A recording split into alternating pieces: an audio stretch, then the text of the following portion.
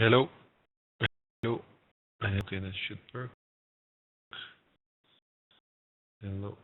Recorded, as not everybody was able to attend this webinar. The recording will be made available to everybody afterwards. It's just a notion of to say this before we start.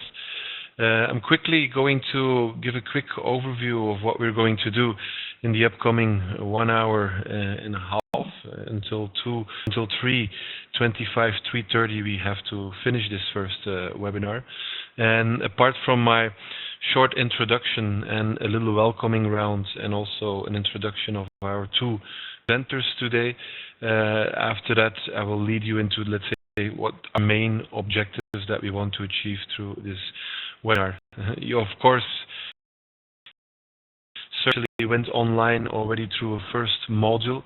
You did that on our platform in joint collaboration with Alessia Messi, and we would like to ask some questions on that, basically revising that model, and also see if you have any questions on the Y2Y Fund in general.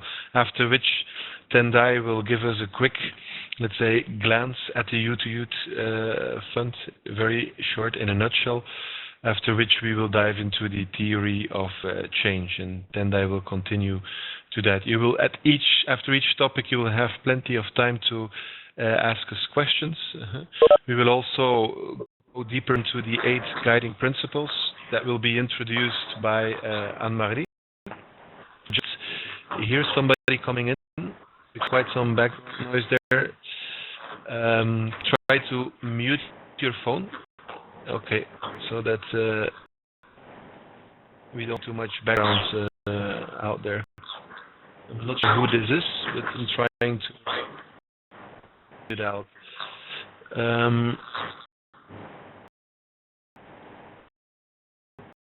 Just a little interruption there for everybody, and this is maybe a practice message that I would like to say. Try to unmute your microphone, because otherwise we hear quite a lot of background noise. So you can unmute your microphone by clicking at the phone next to your name.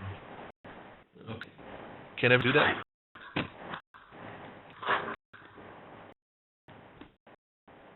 Okay, I'm trying to find ways that every closed. Okay. So you actually saying to unmute? Yeah, no, to mute it so that we don't to hear. To mute it, okay. Yeah, you've been saying to unmute, so I unmuted, okay. Oh, sorry, that's the wrong instruction. To mute so that we don't hear anything. Okay, I'm trying to ask it to everybody. There's one microphone that should be on somewhere, so trying to find that tool. Let's continue. It looks like Dale, your microphone is still on. I have it off yet. It was Dale's once. Okay. Dale, can you hear us now? Okay, hear us. Okay, that's fine. Okay, I'm going to mute your microphone right now. So as soon as I ask for your introduction, I will unmute it again. Sorry for a small interruption. So what I first would like to do is give the floor to our two presenters of today, to Tendai and to Anne-Marie, to quickly introduce themselves, as they are very closely connected to the topic of today. After that introduction, I will quickly also introduce the participants, as we are with a relatively small group that should be going quite fluently. Tendai, can I give you the floor? Hi, my name is Tendai, and I have been working with the Y2Y Fund for the past 8 years. Hello, and now I'm a director at Endeavor, an institute based here in Germany. And I've worked with the Y2Y Fund mostly in West Africa. Tendai, can I quickly ask you a second? Sure. Can you hear? We just lost you in the beginning. Yeah, you're right, but in the beginning we lost you for a sec. If you just can repeat the introduction. Okay. My name is Tendai. I've been working with the ILO on the Y2Y Fund for the past 8 years. And my experience is mostly in West Africa. I now continue to work with the Y2Y Fund but as a director at Endeavour, and we support the ILO in the implementation of the Youth Fund. Okay, thank you very much, Tendai. I'll pass the floor to Anne-Marie. Anne-Marie, can you quickly introduce yourself? Hi, my name is Anne-Marie, and I worked with the Youth Fund primarily in East Africa. I was based in Kenya for 2 years and supported the Youth Fund in Kenya, Uganda, and Tanzania. I'm now based in Canada, working with UBC. Continue to support the Youth Fund whenever I can. Okay, thank you very much. So these are two, let's say, main resource persons of today. Of course, you participants are all also important resource persons in this webinar. We have also Boubar Diallo calling in as an additional resource person, which might answer on the questions that you might have. First of all, I want to introduce the chat function that we have here. If you can click all on the chat function, which you will find at the right of your screen, and just try to type in a message. And a message could be just introduce your own name and mention to which country you come from and also your organization. And if you can type very fast, you might also type out an expectation. But as mentioned, you will be able to answer or to actually ask us a lot of questions throughout the entire webinar. So I'll invite the participants now to just out the chat function, and I see that Deo Sabokingwa is the first one who did it. Deo, if you write the message, always send it to everyone, not to someone in particular. So you need to click on everyone. Sometimes that goes lost because now I'm the only one who's able to see it. So can the other participants also try out the chat function? Just introduce yourself, name, country, and your organization.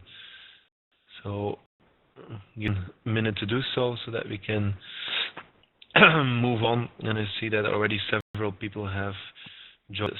So there's Deo, there's George Masuri, Alfred Hamadsir, there's Linda Dancy, and then Ronald Lim, a part of our resource persons. And I see that the first questions coming in, Alfred Hamadsir from World International, and he's based in South Africa. So I invite all the other participants to do exactly the same. I introduced this chat introduction because the chat function we will need also later in the webinar. So it's good that you find it already then later on. So can I ask to all of you, to Ronald, to retry it, to Lindell, and to George to try out the chat function and introduce your name. I'm just going to give quickly the microphone to George. George, can you hear us? George?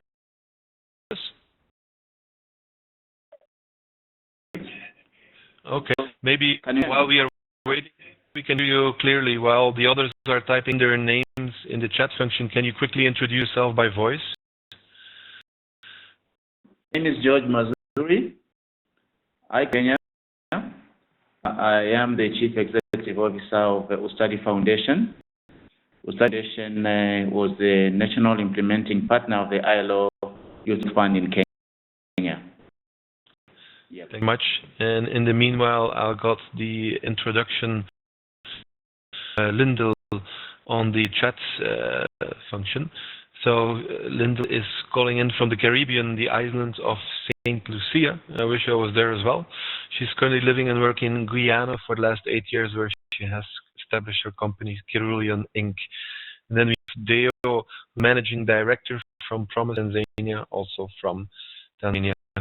And Deo, is that based in Dar es Salaam or somewhere else in Tanzania? Maybe you can add that as well. So this is the way how we are going to go forward. Those who did not have the chance yet, try to put your introduction into the chat box. In this way we will continue. What will you learn from this webinar? There are basically 4 things that we're going to do. We're going to see and observe how the Y2Y Fund works in general, with a quick introduction of Tenda, who's going to sketch it at a glance and also give you the opportunity to ask further questions. Anne-Marie is going to focus in a later stage on the theory of stage and also the 8 guiding principles, which we also will highlight some cases throughout the entire webinar. And we will end the webinar with a section on what is the difference between the full versus the partial replication of the fund. And that will set, let's say, the scene of our first webinar. And as you know, we have still the webinars to come. So it's a warming up webinar in one way or another. What I'm going to do, and here to finalize my introduction, some of you are already familiar with the Y2Y Fund. Some of you have already read the entire Module 1. So instead of asking first Tendai to explain what it is all about, could someone of you, and one can be a volunteer, to explain very briefly in your own words what the Y2Y Fund is all about? We would like to hear it to come from you. Anyone who wants to volunteer, if you volunteer, you unmute your microphone and you take the floor, or you can also elements through the chat for those who don't have a microphone connection. So, any volunteer? Can you hear me? Yes, Deo, we hear you. Yeah, I would say that this is a model developed by ILO. It's basically building capacity of a BDS provider or organization. Then that organization will provide funding to you that they be able to generate their own idea, do what they like, and then export it. In return, they are able to share some profit the organization. Okay. Thank you very much, Deo, for this introduction. Is there anyone else who wants to add something or that, or to give additional contribution to that? For the time, nobody to unmute your microphone, but at least we had already a first quick introduction. Maybe I quickly ask to Tendai. Tendai, the introduction that Deo gave, does that capture, let's say, the essence of what the Y2Y Fund is about? I think it definitely captured quite a lot of what the Y2Y Fund is about. And it's a perfect segue to the next slide, where I can, for the sake of everyone else, give an overview of the entire fund and what it's about. So, go ahead. Thanks. The Y2Y Fund has 2 central levels of impact. On the first level, we try to help youth, organized youth groups, to become active agents of change in coming up with solutions that tackle youth employment. At second level, the deeper level, we are trying to help young people find decent, sustainable employment. So if you look at this diagram, you'll see the first arrow represents the first level of engagement, where we're trying to help youth to become active change makers in their communities. And do that by providing first grants and capacity building support. You'll notice that we don't give grants to the entrepreneurs, but rather we give it to the youth groups who are really working as nonprofits and serving as BDS providers, business development service providers, for the ultimate beneficiaries, the young entrepreneurs. So the first is showing the building and grant support that we provide. In addition to that, we have a training process that we offer grantees, where we help them in the design of their project. We work with youth that have a good idea on how to create jobs in their community. And so through a very competitive process, we select the ideas that show innovation, but are also feasible and realizable ideas. And so in addition to project design support, we help them with financial management and various other project management tools that are necessary for them to implement this idea they have. one of the most important elements that we provide at this first level to grantees is also the chance to learn by doing. And many grantees have said that this is one of the most valuable components of the fund, because for many of them it's the first time they get a sizable amount of funding for them to do something with, and to impact the lives of other young people. So that's you'll see the learner sign there, that represents learning by doing. And we also hold a series of peer review meetings where all the grantees we're funding in a particular country will meet and exchange on a regular basis. Sometimes it's quarterly, sometimes it's less or more, depending on the case. But we try to set up a network so they can learn from each other as they are implementing their program. So that's the first level, the youth participation target. The level is that we then aim to have these grantees, the final beneficiaries, disadvantaged youth typically, who can then set up businesses that will help them to find sustainable employment.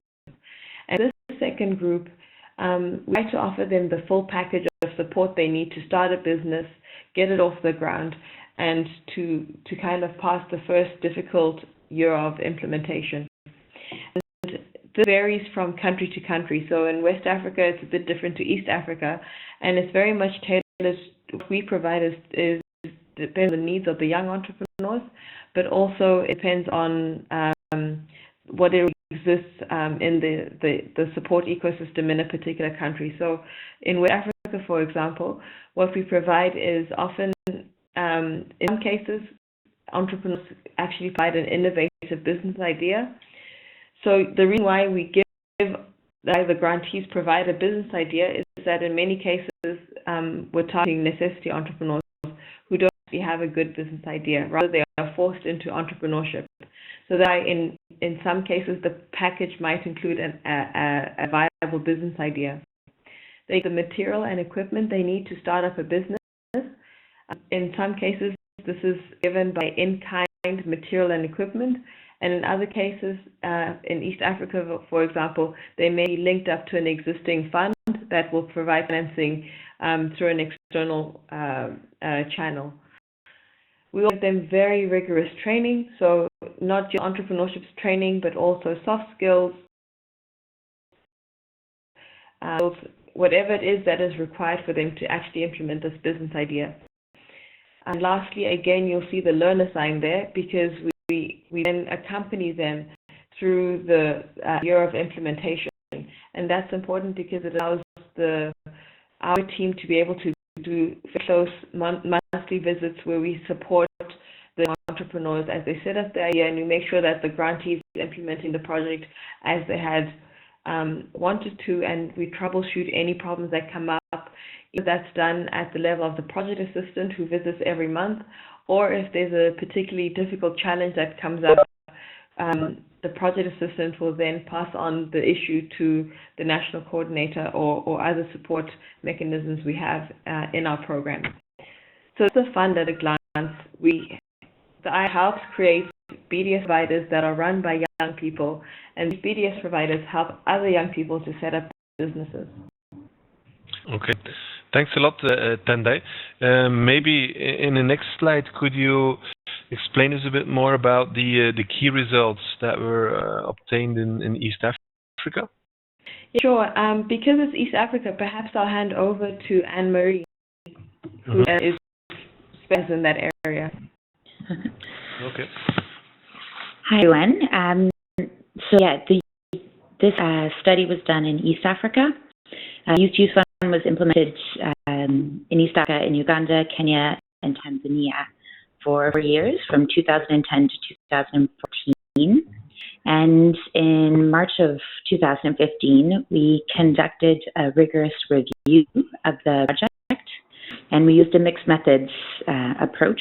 We collected surveys, quantitative surveys from 600 participants in all 3 countries. And we also collected qualitative data. We conducted 30 key informant interviews and 9 focus group discussions. And I believe the full report is accessible in the resources section of this webinar. So I just wanted to highlight a few of our key findings, which you can see on the slide. So in East Africa, the Youth Fund provided funding and technical expertise to 125 grantee organizations, and we provided an additional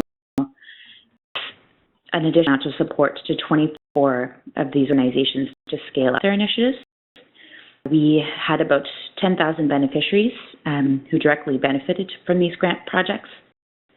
And also that these beneficiaries, these 10,000 beneficiaries, reported generating about 3,000 new businesses and almost 5,000 new jobs. So it was found that in every business, before they received the Youth Fund, on average, they employed about 1.5 persons per business before receiving support. And after receiving support from the Youth Fund, they, on average, employed about three people. Quite a significant jump. For benefits of the program were cited among beneficiaries as improved income and livelihoods, a shift to an active, positive perspective, and also positive engagement in their communities. They earned quite a lot of respect in their communities, and they had a voice to speak up among their community leaders. The Youth Fund also demonstrated impact among grantee organizations, primarily in terms of building organizational capacity, gaining credibility and recognition, and really expanding their networks. And we'll talk about that a little bit later when we talk about the guiding principles. Thanks, Salami, for this intervention. In the meanwhile, I've seen that other participants introduced themselves through the chat function. We have Ronald Lim on board from the Philippines, working in World Vision Philippines, the ABK3 LEAP project. So welcome, Ronald, and also thanks for the definition of the Youth Fund that you gave to us in the chat box. So I invite all the others to continue to provide inputs through the chat box. Could be questions, could be comments, could be feedback. As a facilitator, I will bring them back into the discussion later. But now we move on with our webinar, and we go to one of the first, let's say, the stepping stones, which was titled as the theory of change, and more or less the theory of change in action. And for this, I would like to give it back to Tendai for some additional input on that. Right? Thanks, Tom. So to show you the theory of change, it would be good to give you an example of one of the grantees we have funded as a way to illustrate how the theory of change works in reality. So in the first picture you see there are two young men, Tamba and Oren, and they run a youth-led non-profit called CPIO. And they're based in Sierra Leone and Koindu. Koindu is one of the areas that was really tragically decimated during the war, and even after the war ended, it was never quite restored to its former glory. And if you go on to the next slide, please. So what Tamba and Aaron realized is that after the war ended years ago, a lot of NGOs built boreholes, and these boreholes were serving many communities. But now that it has been over 10 years since the war ended, many of these boreholes had not been maintained or repaired because there was no one to continue the maintenance of these boreholes. And so the few wells that continued to operate were greatly sought after by everyone. That created a lot of this water scarcity, created also a lot of conflict and tension around the issue of water. And so the CPYO had was the idea to come up with a business solution to tackle this development challenge. And they knew that if to repair these wells, the communities would not be able to pay for the repair and maintenance on their own. So what they decided to do instead was to create a business that would use the water, package it in and sell it in the different countries, neighboring countries, and also in Freetown, in the capital. And so if you go to the next slide, that's what they did. They created a water packaging cooperative, rather, and trained young people on how to set up the business. They trained them on how to purify the water. They trained them on how to repair and maintain the boreholes. They trained them on how to get the standards certification they needed to approve the quality of the water. And through this process, they were able to actually set up this business that now sells water in both Guinea and Liberia, the neighboring countries in northern Sierra Leone, and also throughout Sierra Leone. So they've now found a way to make it, to cover the costs they need to keep the wells in good condition. And at the same time, the communities have also gained a better, increased water supply and at a free cost. So the community doesn't have to pay for it, rather the profits of the business allow them to continue to do this. And more importantly, because it makes business sense for a local cooperative to maintain the boreholes, it's likely that in several to come that these boreholes will continue to be maintained. So this is, if we go on to the next slide. So you see now the community has water, and the youth are obviously very proud of their business that they have now set up. Slide. That kind of gives you an idea of how the theory of change works. Our ultimate outcome is to create sustainable local economic development, and do this by, at the prem level, helping people to find decent jobs that are created for youth and by youth. So that includes both the youth engagement aspect as well as the youth employment aspect. Going one step to the immediate outcomes that we can directly influence in the course of the program, we create youth, we help youth to become active participants in community development. We help able to set up micro enterprises. Also, we follow them very closely. As I mentioned, there are these monthly visits. There's a very close engagement between our project assistants and programs, so that we can see which business ideas work and which ones are worth replicating. And so what we've done both in East and West Africa is the most successful business ideas from the rounds have then been offered to grantees, and we've replicated businesses that have been successful in one part of the country to another, or in one country we support it to another country altogether. And to achieve these three outcomes, we've helped the grantees to be skilled, and we do it by training, providing grantee training support and funding. So that's kind of working our way down the theory of change. I don't know if there are any questions. Thank you, Tendai. Questions can be answered in the chat box, and there's already one question coming in. It's also a bit related to the revision of Module 1, and it's coming from Alfred Hamad Ziripi. He says that he understands that the end beneficiary cooperatives pay a percentage of their profit back to the grantee. What proportion is this, and in comparison to the investment, so the capital capacity building made by the grantee? What mechanisms are included in the design to ensure self-sufficiency of the grantee or model and self-replication beyond just the ILO support? So I don't know, maybe some of these questions are directly related or also will be answered later on, but I already give it now to you to give a tentative answer. Yeah, this is a very important question, and we will touch on this as we go more deeply in the following modules into the nuts and bolts of how the fund is run. But I can already just try to briefly touch on some of the questions in your chat here. The thing is, yes, right, the end beneficiaries, and this is not in every case, but in some cases, we've experimented with profit loss sharing models. So because we provide the material and equipment to grantees, we felt there needed to be some sort of a payback mechanism so that the end beneficiaries don't receive the material and equipment for free. And so the amount that is paid back,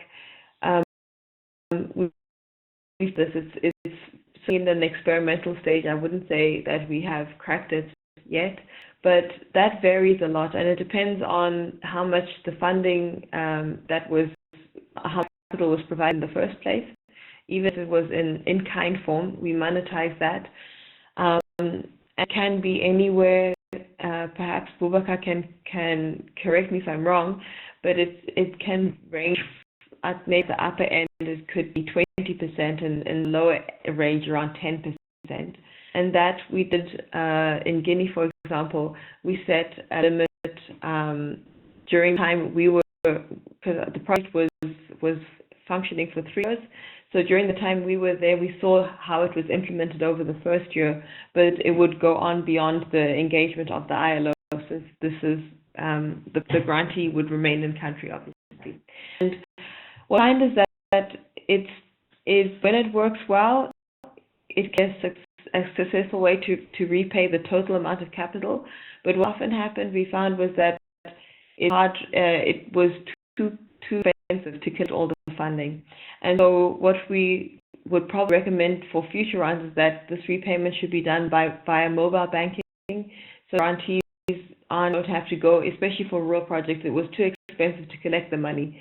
And maybe that's one of the key lessons we learned. And also that probably it takes very long, you'd have to have a very long time horizon to be able to repay the loan. So probably like a 5-year period would be any where you'd even start to see the full repayment of the capital. And maybe our program cycles are quite short. 2 years is standard in West Africa. I know East Africa is a bit longer. Need a longer time horizon to see the full repayment. In terms of time, I think I'll leave it there. But hopefully we'll get more into this in the next round next week. Okay, Tendai, you mentioned quickly Boubacar. You want some inputs from his side as well?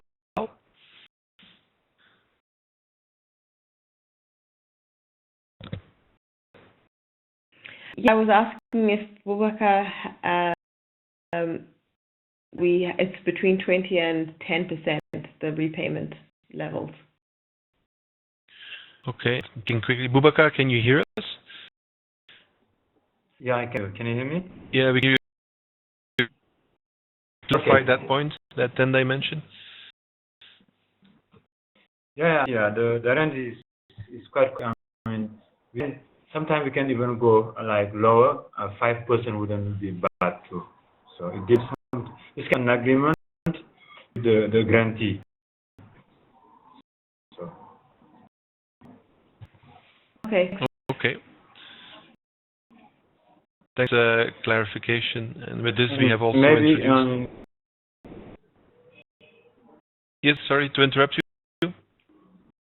And one challenge maybe I could add to those I just mentioned would be the profitability of the cooperatives, because if you have to talk about repayment, you have to make sure that these cooperatives are profitable with enough profitability. So this is one of the challenges, and I think the time frame just mentioned may be also a challenge.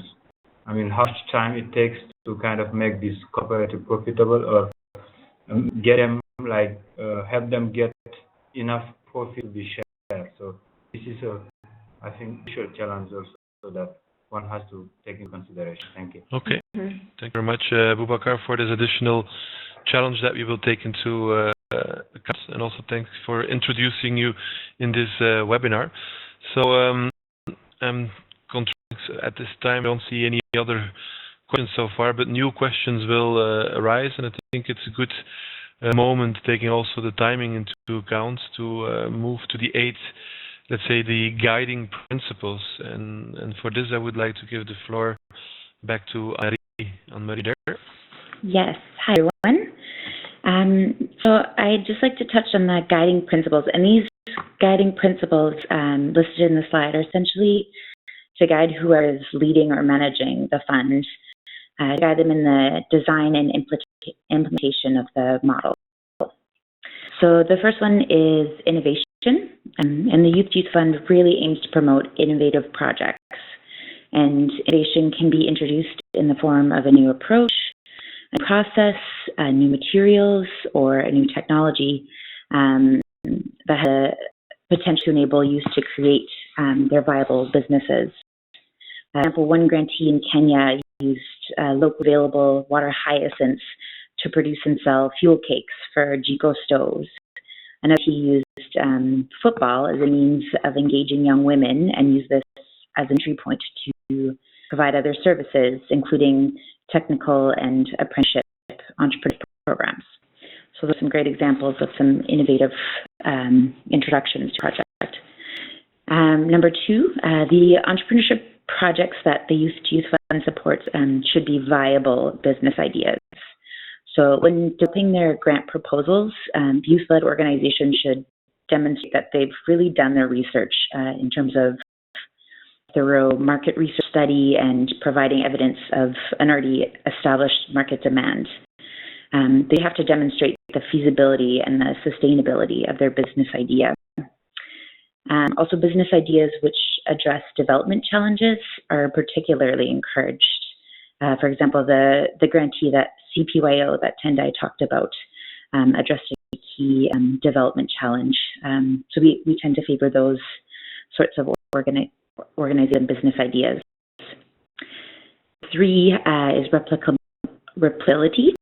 Youth Fund is continually seeking to broaden the scope of its impact, to really identify entrepreneurship projects that can be replicated in other communities, in other countries, in other contexts.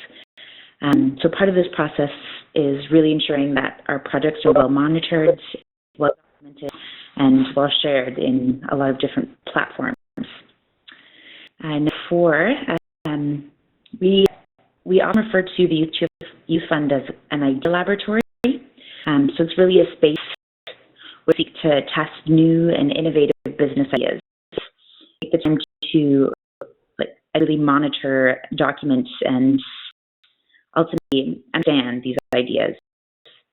So it's really important to document the context of each project, the enablers and the barriers within each environment, as well as the successes and the failures of each project. So understanding of what works and what doesn't work for each project really helps to provide a better system of support to grantees.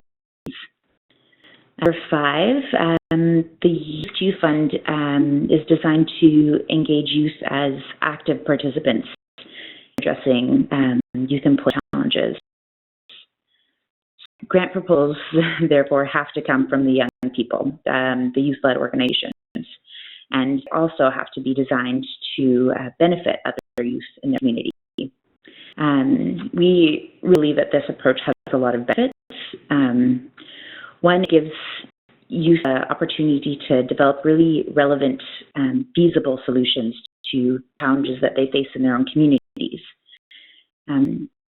It all engages youth as partners in the development process, and I think that really fosters a strong sense of ownership and responsibility over their projects. And three, it also provides youth with the opportunity to demonstrate how responsible and productive they can be in their communities. So it provides platforms for youth to have a voice in their communities.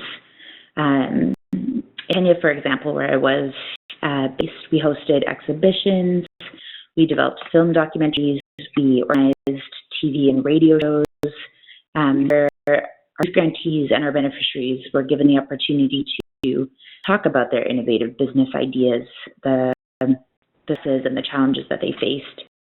And they were given this opportunity on local, national, and international platforms.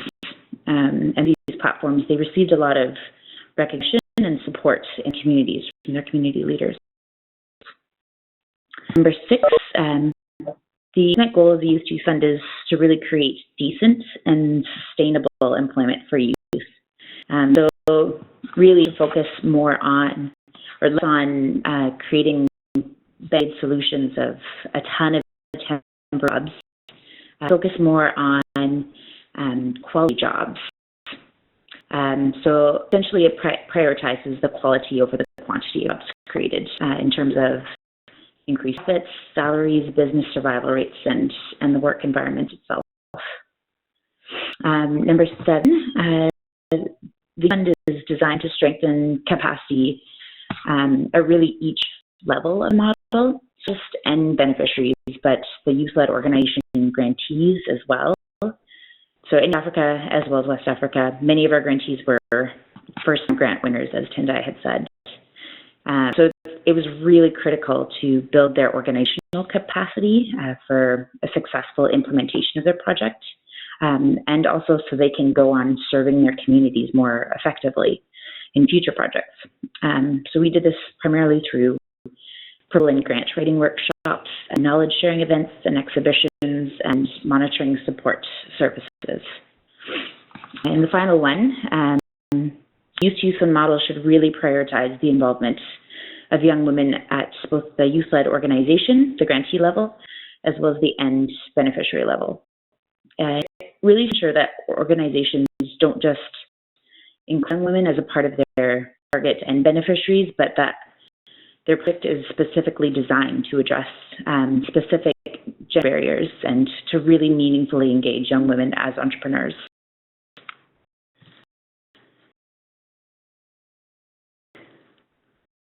So I just wanted to provide a brief case study of a Youth Fund grantee in Uganda, and this really highlights the impact of a Youth Fund grant, and we can also discuss it in light of these 8 guiding principles.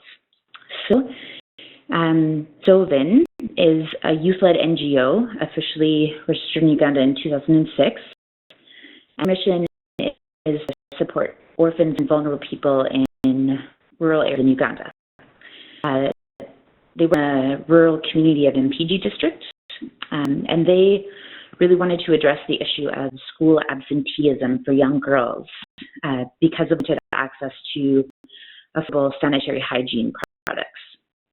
So they wanted to develop a sanitary hygiene product that was good quality, affordable, and made of local materials, and ultimately stimulating low employment. So they did extensive research on the absorbency of several different materials, locally available materials like cassava leaves, sugarcane husks, and banana stems, and found that the fibers from banana stems were most absorbative material. So in 2010, they successfully applied for a Youth Fund grant, and this was the first grant that they had ever received. And using the banana stem fibers, they developed a sanitary pad prototype and began to establish a social enterprise and women in the production and the distribution of these pads. As their Youth Fund project, they developed a really strong business plan. They provided technical and entrepreneurial training to their beneficiaries. And using a consignment model, they have now created jobs for 460 women in rural areas. This was last time I talked to them in May of 2015. So in May, they had produced over 180,000 sanitary pads, packs of 10 pads each. They're extremely affordable at 75 cents for a pack of 10. They've also continued to improve their prototype over the past 4 years on feedback from the communities they work in, and they have also scaled up one production facility in Western Tanzania and are in the process of legalizing their existence in Burundi. So this is a very successful example of the guiding principles in practice. So it clearly demonstrates an innovative approach using locally abundant banana fibers to provide an affordable new option for sanitary products. Established itself as a viable business idea, conducting market research first and results of design tests before they applied for a Youth Fund grant. their project was well documented to promote the replication of it in different contexts, and are also continuing to test and understand what works and what doesn't work, really trying to improve their prototypes and scale up their production. It has really tried to engage youth meaningfully in the design and the implementation of the business model. It has tried to create long-term core jobs for other young people. So they started in 2010 and have really started small and have built up the number of jobs over the past 5 years. They provided ongoing monitoring and support visits, engaging them as Y2Y Fund ambassadors at various exhibitions, knowledge sharing events, and also try to really increase their visibility. We've provided opportunities to create film documentaries and best practice documents that will be shared by the ILO. And finally, it prioritizes the participation of young women. And they found it particularly helpful to include men in this process as well, so that speaking with these men, men could also understand the project itself and the benefit that it could bring to the women who became involved as entrepreneurs. And they found this process to be really critical to meaningfully engage young women and to avoid any conflict or anything from other individuals in the community, especially men.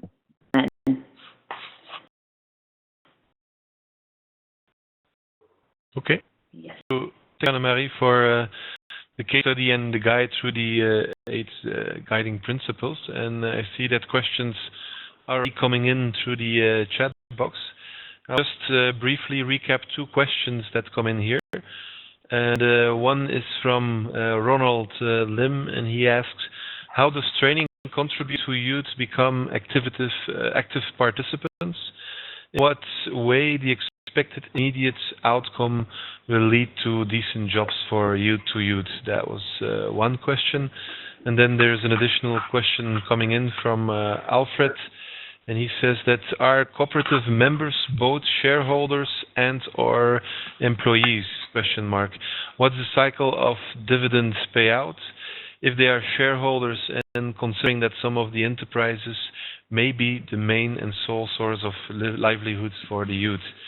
So with these 2 questions, I would kick off the first round of questions here, and I'll hand over to either Tendai or Anne-Marie or whoever wants to respond to that, or eventually also one of the participants. I can respond to the first question. If I understood it correctly, correct me if I'm wrong, we try and provide capacity building opportunities. First, the grantee organization from our side, and this through various workshops and through really intensive monitoring and support visits. And I know that in our case, we worked with a national implementing partner, George Zuri from Ustadi, and Ustadi was fantastic. They were able to provide really ongoing intensive support. They got phone calls all the time from project managers and grantee organizations. And so Ustadi was able to provide a lot of BDS support and guidance through the implementation process, because a lot of these grantee organizations are development focused and sometimes don't have that BDS strength.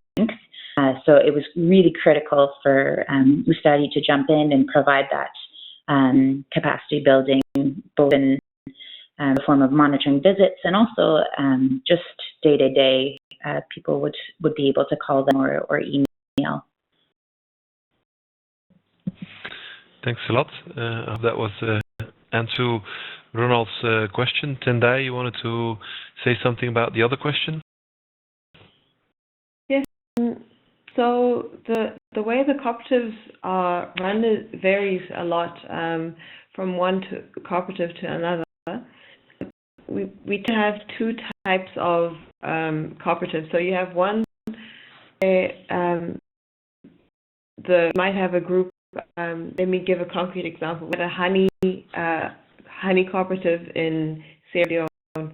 So this cooperative was a more independent model, where 10 women who were grouped into a larger cooperative, but each woman had her own 10 hives that she maintained, and the amount of honey she produced didn't impact anyone else. So if she produced a lot of honey, she'd sell more, and if she didn't, she'd sell less. Rather, the cooperative would then come together to have greater purchasing power, where they were having to repair and maintain the wood, which keeps the hives intact, or they would be able to sell as a group to one supplier.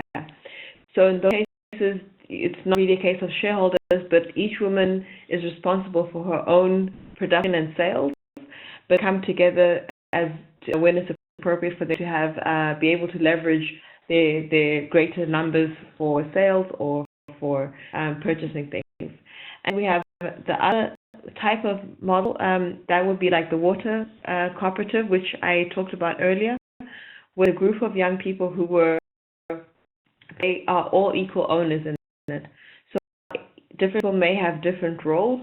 They have agreed that they all own the cooperative, and they agree on how much everyone gets paid, and they are both employees and owners at the same time, with an equal share. So there's no one who has a greater share than anyone else, whilst some may have more specialized roles and jobs which may be remunerated in different ways, but ultimately they are all on the same level.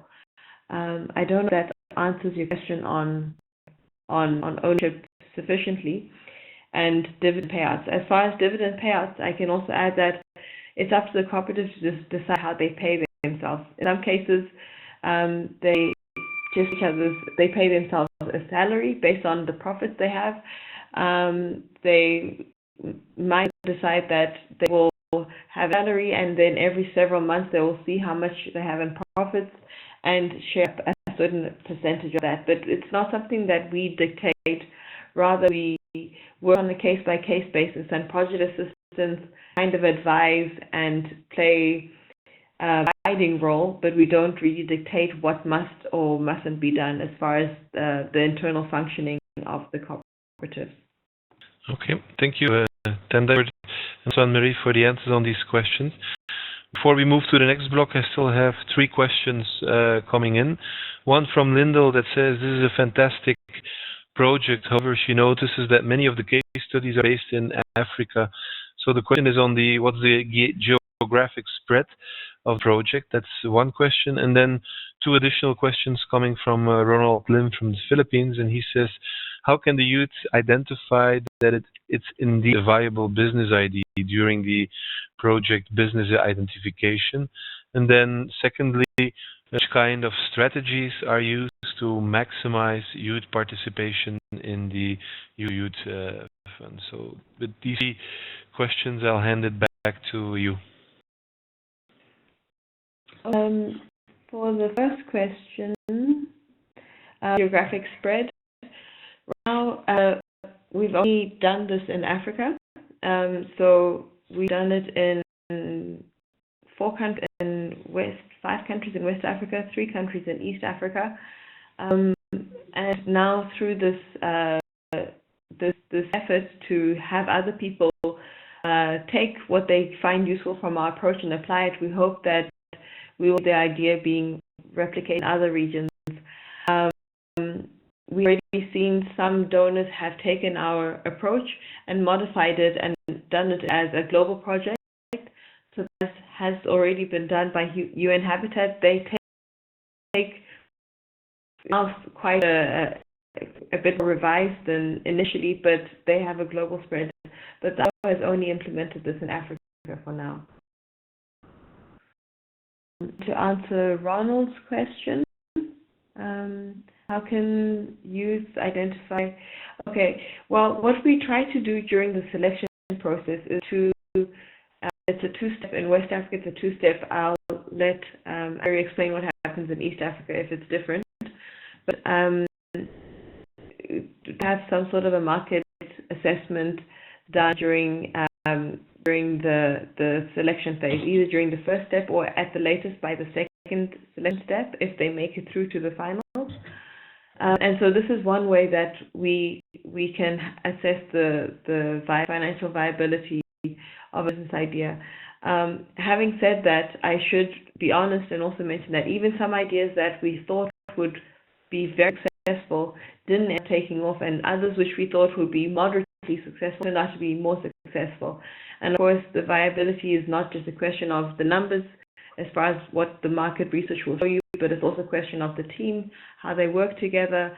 And these are kind of things you don't necessarily always know.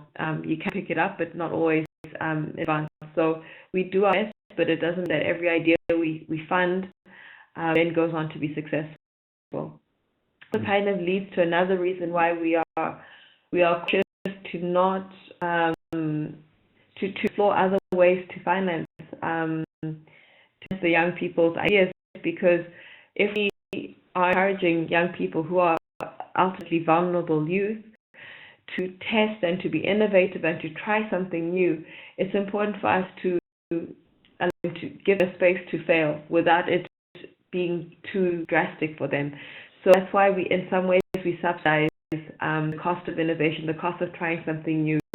Of course, the grantee provides the material equipment, and as we said, we have this repayment mechanism where we're starting to explore how there should be a payback mechanism, but at the same time, we don't want it to be a pure, just a very simple loan, because if we encourage young people to be innovative and try something innovative as creating a pad out of banana leaves, which has never been done before in a particular country, then should that idea have failed, it would also be important that the young person does not end up worse off than when they started the project. So we're always exploring how do you find the right balance between repayment and having things be financially viable, while at the same time not leaving young people worse off. We're encouraging them to take risks and do something different. Thank you, questions. Any questions? I'll just finish or maybe I can hand over to Anne-Marie before we go to the last question Ronald asked. I just wanted to add, in Africa, it was quite a rigorous selection process as well. A very detailed grant proposal where we had to demonstrate that they had done extensive market research and had an established market. But at the earlier stages of selection, we really tried to focus on the idea itself. And we had grant proposal workshops before we made the final selection. So we helped them refine their business proposal, their grant proposal, before we made the final selection, because we recognized that a lot of nonprofit organizations specialized in development and not necessarily in AES, and needed the support to formulate their idea in a viable business model. So we really tried to bridge that gap. Okay. Thank you. And now to add on the third question.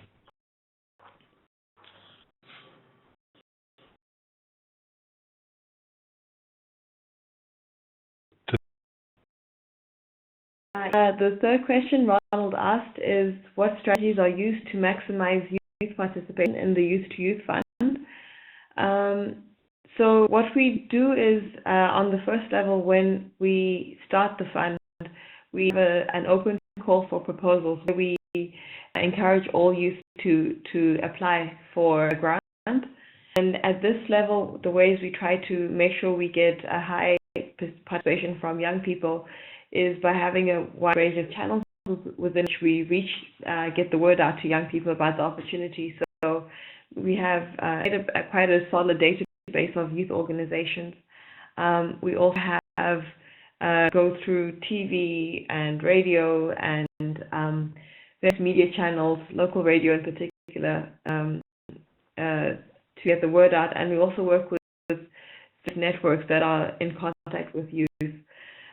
And it's also sometimes tricky to make sure that the applications are really conceived and created by young people, which is why as part of the selection process, as Anne-Marie mentioned, we have a workshop so that we know more the grantees and the people behind it, to make sure that people are also not being kind of used as a front to get access to funding, and then the project is not actually led and run and created by young people. So those are some of the ways we try to make sure that people are really engaged in our project.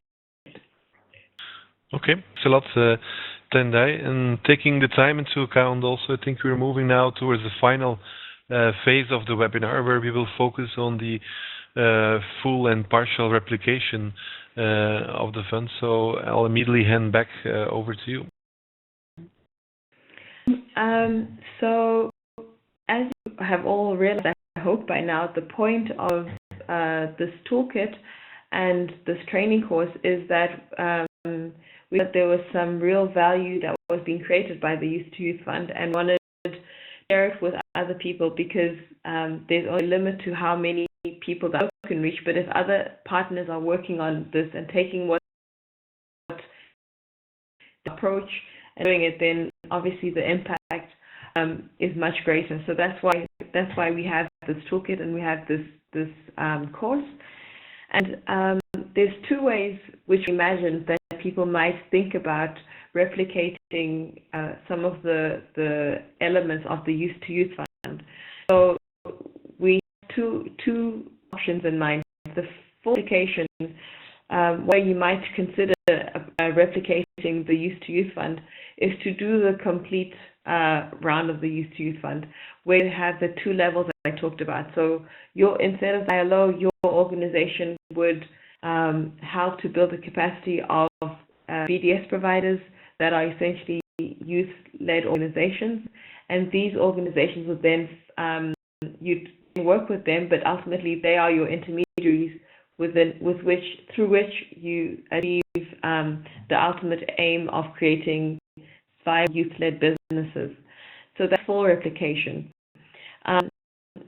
If the next slide, the second option is partial replication. All right. Okay. It was a little bit here. Oh, it's there. Thanks. And for the partial replication, for some organizations, for whatever reason, it may be more interesting to focus on just the second part, which is where you help young people to create viable businesses. And it could be that because of your organization's mandate and what you currently are doing, it makes sense for you to be at that level and not to work through an intermediary. And in that case, you would probably want to consider partial replication. And in this case, you would apply the elements of the fund, which is focused on creating that ultimate full package,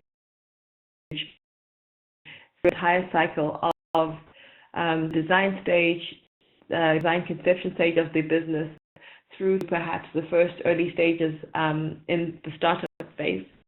And in case perhaps partial replication is for you.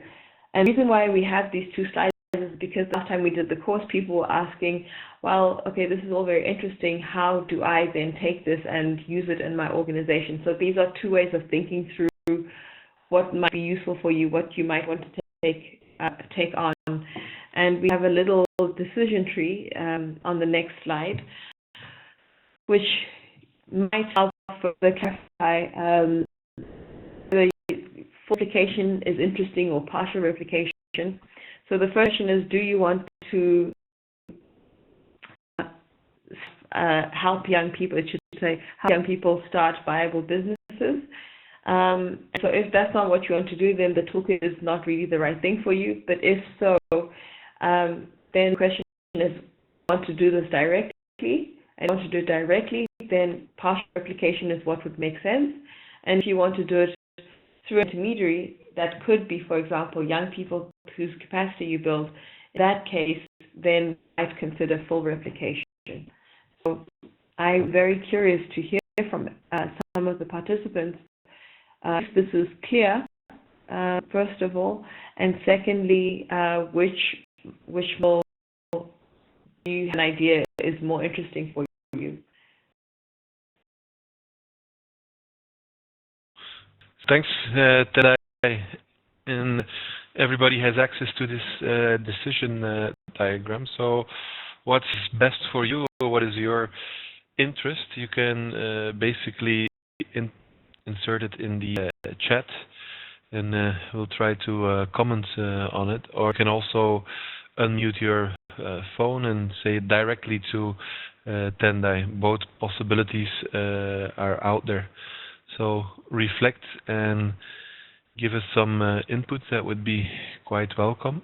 While you're waiting for that, I've seen that there is an additional question coming in, and it's the question from Alfred, who's asking, has the model been tried with the private sector funding, or is there scope for such in the future, which is also a reflection on the future potential use of the fund. So that's one, and I see something coming in from Lyndall also.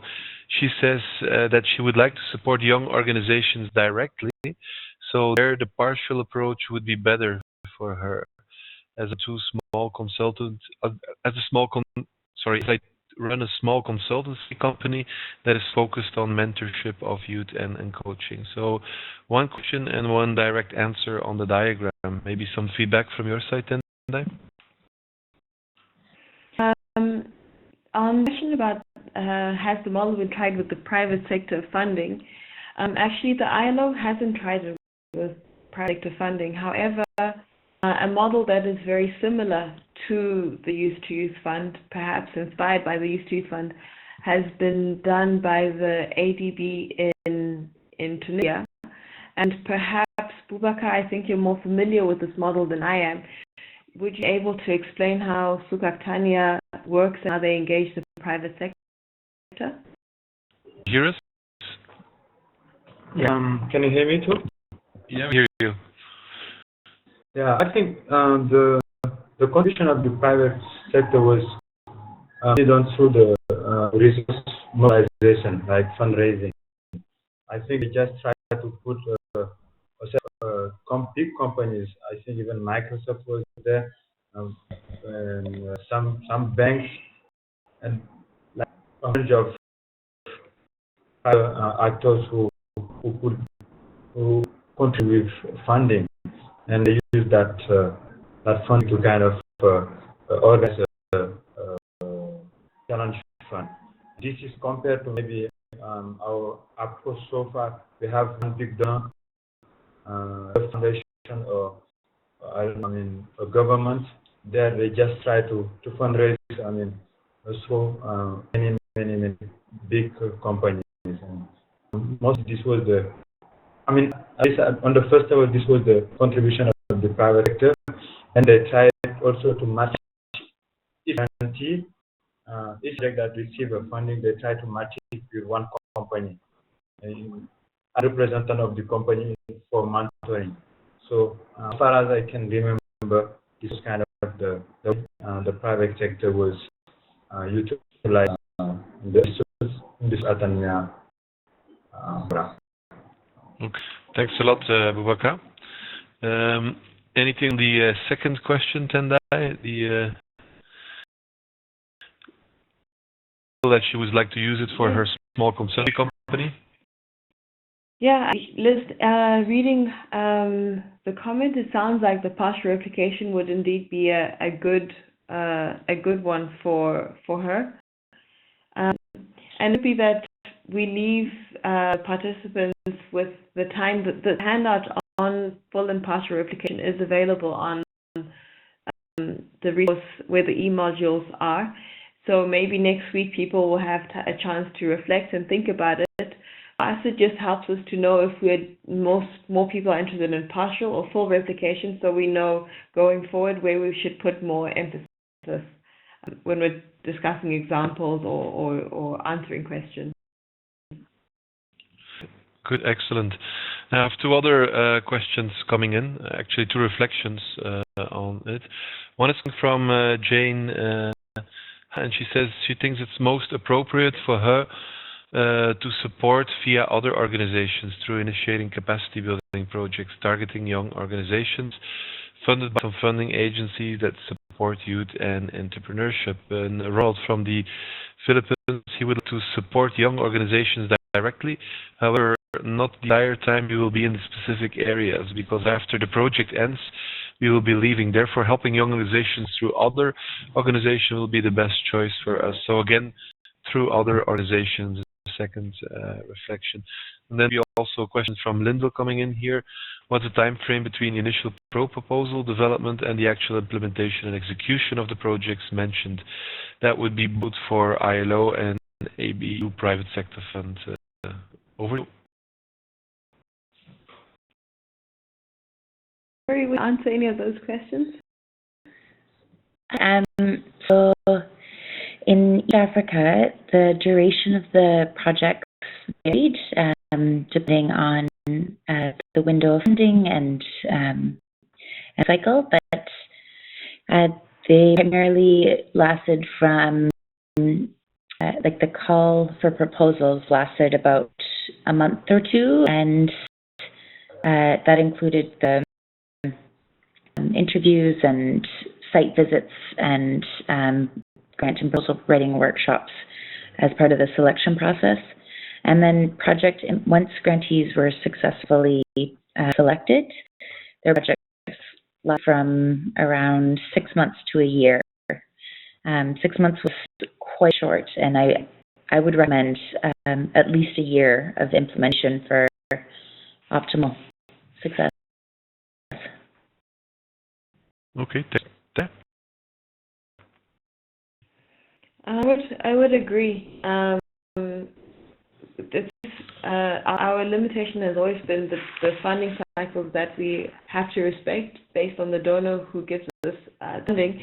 But in an ideal world, I would say that 3 years is a good time for the fund, because then you pretty much have the first year to set up the team,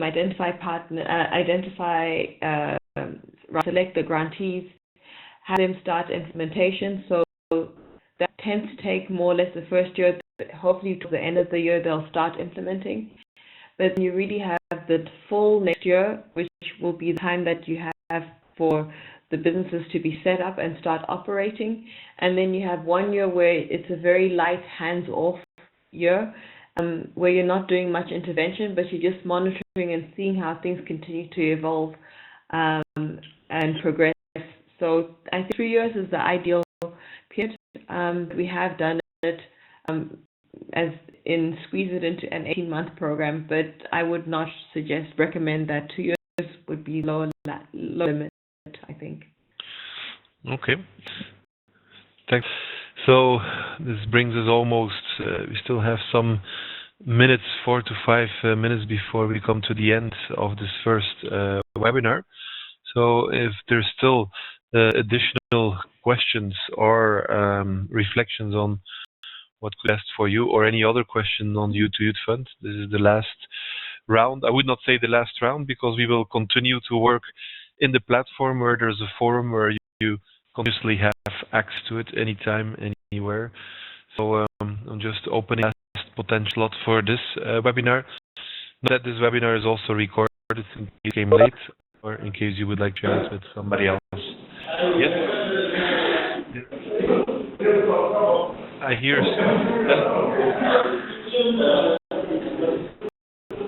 Okay, it was just a microphone that was on. Any questions or reflections? Either mute your phone or type it into the chat box. No question anymore, then I could already move towards the last slide here, because we welcome you in the main course forum, which was already used in the past week, and we'll lead also to the next webinar next week, Thursday at the same time. I hope that this already gave you the familiarity with the webinar, and that this will go even more smoothly the next time when we focus on the next topic. But quickly touching base with Tendai, any final reflections or things that you would like to share with the group before we go to the closing stage?